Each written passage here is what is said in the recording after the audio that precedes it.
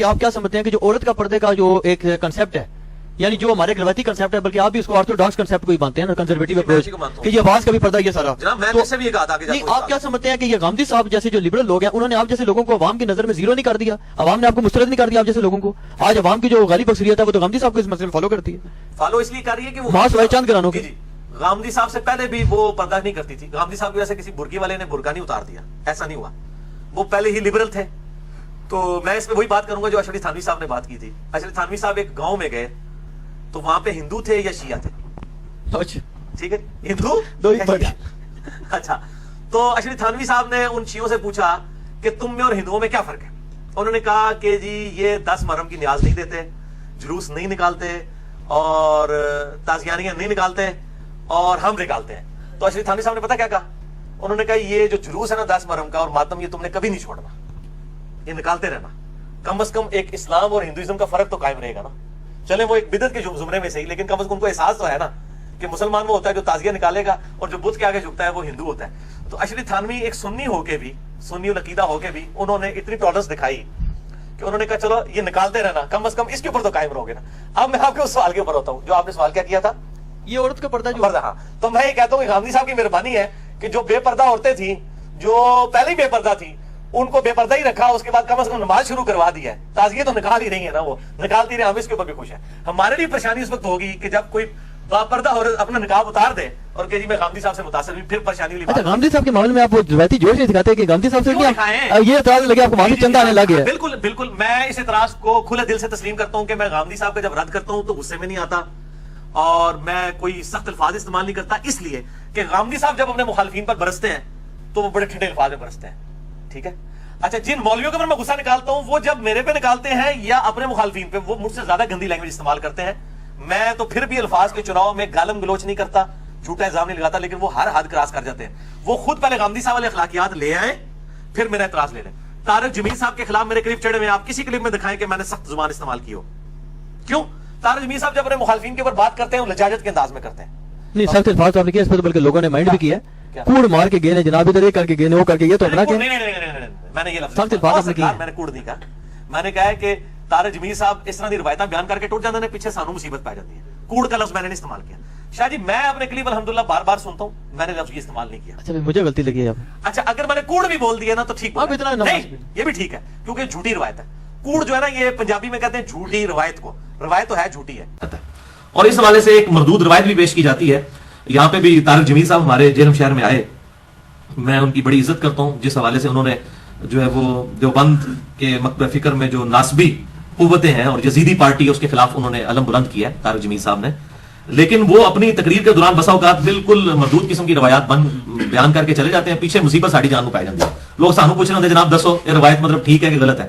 تو انہوں نے بھی یہاں پر روایت بیان کی تھی کہ سیدہ فاطمہ سلام اللہ علیہا رضی اللہ تعالی عنہا، انہوں نے اپنی وفات سے پہلے خود غسل کر لیا، اس کے بعد وہ بستر پہ لیٹ گئیں اور انہوں نے سیدنا علی سے کہا کہ مجھے غسل دینے کی ضرورت نہیں ہے، میں نے غسل کر لیا.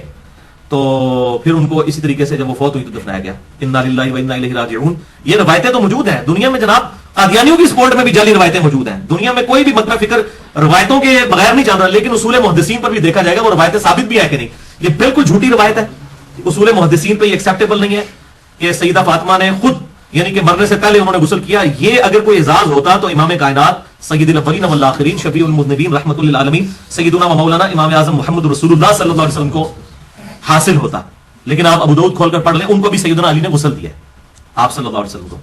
تو سیدہ فاطمہ کو بھی غسل دیا گیا، بلکہ سیدہ فاطمہ کو تو غسل دیا ہے حضرت علی نے خود، مصنف عبدالرزاق میں موجود ہے. اور اسی سے یہ بات ثابت ہوتی ہے کہ فقہ حنفی کا یہ مسئلہ باطل ہے کہ جی وہ مرنے کے بعد نکاح ٹوٹ جاتا ہے، کوئی خامد اپنی بیوی کو ہاتھ نہیں لگا سکتا. سیدہ فاطمہ کو غسل خود سیدنا علی نے دیا ہے علیہم السلام. تو اس سے یہ بات ثابت ہوتی ہے کہ غسل دیا جا سکتا ہے.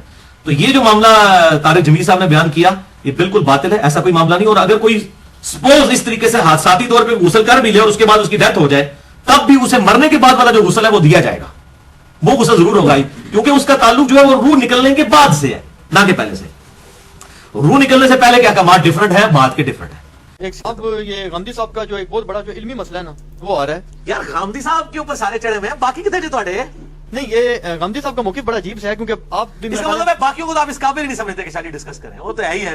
نہیں، باقی چیزیں ڈسکس ہوگی نا. غامدی صاحب نے ایک عجیب و غریب بات یہ کی ہوئی ہے، وہ کہتے ہیں جی کہ یہ جو پوری دنیا میں جو ہمیشہ سے مسلمان کوشش کر رہے ہیں نا خلافت کی، ایون کہ اینڈ کے اوپر بھی تمہارا کنسیپٹ یہ ہے نا خلافت ہوگی، محمد اسلام آئیں گے، وہ کہتے ہیں جی یہ آپ کا کام ہی نہیں، اس کی ٹینشن لینا آپ کا کام ہی نہیں، آپ کا میکسیمم کام یہ آپ دعوت کا کام کریں. ظاہر وہ ایک موقف اس حوالے سے رکھتے ہیں کہ نہیں آپ اپنا بتائیں اس جی میں میں ان کے ساتھ ایگری نہیں کرتا ہوں. آپ کا کیا موقف ہے؟ میرا موقف نہ تو ایکسٹریم جماعتوں والا ہے اور نہ غامدی صاحب والا ہے. میں یہ کہتا ہوں کہ تزکیہ نفس کے اوپر ایمفسائز ہونا چاہیے. یہ غامدی صاحب کا موقف بالکل ٹھیک ہے. ٹھیک ہے. اور اس کے بعد آپ جو ہے وہ اقامت دین کے لیے کوشش بھی کریں.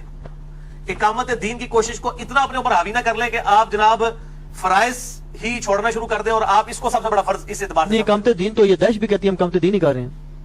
تو جو جماعتیں اقامت دین کے لیے کام کر رہی ہیں، جماعت اسلامی ہوگی، تنظیم اسلامی ہوگی، کیا یہ داعش کے ماڈل کو صحیح سمجھتی ہیں؟ نہیں سمجھتی. نہیں تو انہوں نے پریکٹیکلی کیا کیا ہے؟ اوہو تو یہ ان کے ماڈل کو صحیح نہیں سمجھتی نا. اس کا مطلب ہے اقامت دین کے ماڈل میں دونوں کا کوئی فرق پایا جاتا ہے نا. داعش کے بارے میں نے پہلے بھی کہا کہ مجھے ان کے حالات و واقعات نہیں پتا. میں یہاں بیٹھ کے چوتھے ملے کی کوئی بات نہیں کر سکتا. ہم تک جو کچھ پہنچ رہا ہے میڈیا کے ذریعے پہنچ رہا ہے. نہیں یہ جو اس سے آپ مسئلہ جنرل فتویٰ لے سکتے ہیں کہ اگر کوئی ایسے ایسے سے کرے تو وہ کیا ہے. نہیں مسئلہ جدوجہد عام مسلمان جو ہے کہ تنظیمیں بنا کے کریں، یہ تو پھر فساد ہوگا سارا. نہیں ہم تو جماعت اسلامی اور تنظیم اسلامی نے کون سا جناب مسئلہ اٹھا کے تو چڑھ دوڑی ہے حکومت پاکستان کے اوپر. لیکن جس وقت آپ جب آپ یہ تحریک کھولتے ہیں تو خلافتیں تو ایسی نافذ ہوتی نہیں کیا، بلکہ اس پہ تو آپ وہ قاری نبدار اور دوسرے لوگ کہنے لگے. وہ کہتے ہیں جی آپ خلافت کی بات کرتے ہیں، ہم نے تو بڑی خلافتیں بھگتی ہیں پہلے بھی. وہ کہتے ہیں لاکھوں بندے قتل ہوئے. نہیں ٹھیک ہے، ان کی بات اپنی جگہ ٹھیک ہے، وہ تو ملوکیت میں بھی ہوئے ہیں، وہ تو ہر جگہ ہوئے ہیں. مسئلہ یہ ہے کہ اس وقت جو جماعتیں کام کر رہی ہیں کیا ان کی مسلح جدوجہد ہے پاکستان کے اندر؟ جن جماعتوں نے خلافت کا نام لے رہی ہیں خام خواہ تو الزام نہ لگایا جائے. جماعت اسلامی والے ایک پولیٹیکل دھارے کے اندر، جماعت اسلامی والے کہہ رہے ہیں ہم نے خلافت نافذ کرنی ہے. اقامت دین کی بات تو کر رہے ہیں نا. مودودی صاحب نے یہ آواز اٹھائی ہے نا خلافت و ملوکیت کے حوالے سے. ٹھیک ہے نا. جماعت پہلی دفعہ دنیا میں جماعت کے لیول کے اوپر کوئی جماعت اس طرح انٹرنیشنل لیول کے اوپر جماعت اسلامی بنائی گئی ہے نا. باقی تو سارے اس کی آپ سمجھ لیں بچے ہی ہیں نا. ٹھیک ہے نا. اس حوالے سے جماعتیں تو مطلب بعد میں بننی شروع ہوئی ہیں نا. ظاہر اس دور کے اندر ایک اجتہاد نے ایک معاملہ کیا کہ کیا ان جماعتوں نے اسلحہ اٹھا کے حکومت پاکستان کے فوج کے اوپر چڑھ دوڑے جماعت اسلامی والے یا تنظیم اسلامی والے؟ ایسا تو نہیں ہے. وہ اسی پولیٹیکل سسٹم کا حصہ ہے، اپنا پروٹیسٹ ریکارڈ کرواتے ہیں، رائے عامہ ہموار کرتے ہیں. تو غامدی صاحب خود بھی کہتے ہیں کہ رائے عامہ ہموار کرنی چاہیے. غامدی صاحب کا یہ موقف ہے کہ رائے عامہ ہموار کریں. تو یہ جماعتیں رائے عامہ ہی ہموار کر رہی ہیں نا، تو ان کو کرنے دیں. جب یہ آپ کے اوپر چڑھ دوڑیں گی تو آپ ٹھیک ہے، آپ پھر آپ کے پاس حق محفوظ ہے. پر کا سب سے خطرناک ترین مسئلہ جو پاکستان بری طرح پس گیا ہے، یہ جو سعودی اور ایران کا جو فساد مچا ہوا ہے، پوری دنیا کو مسلمانوں کو اپنی لپیٹ میں لے رہا ہے. اس کے بارے میں یہ سعودی پارٹی جو ہے، آپ اس کو اہل حدیث کہہ لیں یا دیوبند کہہ لیں، ان کا موقف یہ ہے کہ جناب امام مہدی علیہ السلام کے جو انتظار کر رہے ہیں نا شیعہ، یہ در حقیقت دجال کا انتظار کر رہے ہیں. اور شیعہ پارٹی کا یقین، ان کو تو خیر یقین ہے، وہ کہتے ہیں جی ہمارا تو امام مہدی علیہ السلام غائب ہے اور یہ تو جس کا کر رہے ہیں ان کے دجال نے ان کی طرف سے لڑنا ہے. اس میں آپ کیا کہتے ہیں؟ میں تو دونوں کو غلط سمجھتا ہوں. ان کی صرف پولیٹیکل وار ہے آپس میں. اللہ تعالیٰ ان کو مطلب توفیق دے کہ یہ جو ہے وہ ایک دوسرے کے اوپر بلیم اس طریقے سے لگانے کی بجائے جو ہے وہ کامن ٹرمز کے اوپر اکٹھے ہوں اور مسلمانوں کو یہ دو گروہوں کے اندر جو بانٹ دیا ہوا ہے، ایک سنی بلاک اور شیعہ بلاک، پہلے یعنی مسلمان جو ہے وہ قتل و غارت کے اندر مبتلا ہوئے ہیں اس حوالے سے. اب اگر یہ ساری بات کر رہے ہیں تو اب یہ جو داعش والے ہیں وہ بھی تو سعودیہ کی پیداوار ہے نا. تو سعودی والے ان کو کیوں نہیں گلے سے لگا لیتے؟ اس وقت تک گلے سے لگایا تھا جب تک وہ سعودیہ کی حکومت کے لیے چیلنجنگ نہیں تھے. جب ان کو چیلنج کرنے شروع کرنے لگے یہ خوارج ہیں اور امام کعبہ سے خطبے پڑھوانے لگے، کہ جب یہ بنا رہے تھے اس وقت نہیں تھا ان کو پتا کہ یہ خوارج ہم بنا رہے ہیں. تو یہ سب کے اپنے ذاتی مفادات ہیں. میں تو نہ سعودیہ کو صحیح سمجھتا ہوں اور نہ ایران کو صحیح سمجھتا ہوں ان مسئلوں کے اندر جس کے اندر یہ مسلمانوں کے اندر تفریق ڈال رہے ہیں. دو سوال ان کو کمبائن کر لیتا ہوں. ایک تو یہ بتائیں کہ یہ جو جمہوری نظام ہے اور اسلام ہے، بعض لوگ کہتے ہیں جمہوریت نیرا کھلا کفر ہے، یہ کھلا کفر ہے، ووٹ ڈالنا بھی کفر ہے. اور دوسرا یہ جو جماعت اسلامی ہے، اس کی جو مولانا مودودی کا جو فیصلہ تھا کہ اس میں آئی، اس پہ سنے بڑے بڑے لوگ اسے الگ ہوئے. اور بعض لوگ یہ کہتے ہیں جی کہ مولانا مودودی جو تھے کھلے پاکستان کے مخالف تھے. بعض کہتے ہیں یہ جھوٹ ہے، تحریک کا سب سے بڑا جھوٹ ہے. نہیں پہلے مخالف تھے، بعد میں ساتھ ہو گئے. نہیں پہلے تھے مخالف. ہاں مخالف. بعض لوگ کہتے ہیں یہ بہت بڑا جھوٹ ہے تحریک کا. نہیں مخالفت ان کی تھی، وہ اس طرح کی مخالفت نہیں تھی کہ پاکستان بننا نہیں چاہیے یا یہ نہیں ہونا چاہیے. ان کو خدشات تھے کہ جو یہاں پہ مسلمان رہ جائیں گے ان کا کون پرسان حال ہوگا.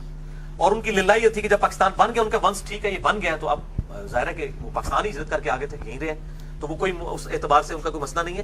اس طریقے سے تو کئی دیوبندی علماء تھے، احمد مدنی اور باقی لوگ جو ہیں جو شروع میں مخالف تھے بعد میں پھر وہ سسٹم کا حصہ بن گئے. اس میں کوئی ایسی بات تو نہیں تھی. لیکن جمہوری نظام کفر ہے کہ نہیں؟ جمہوری نظام جس کو کفر کہا جاتا ہے اس میں تو جو قانون ہے وہ اکثریت رائے سے بنایا جاتا ہے کہ یعنی اکثریت کہتی ہے کہ جی جو ہے وہ ہومو سیکچولیٹی جائز ہے تو وہ مان لیا جائے.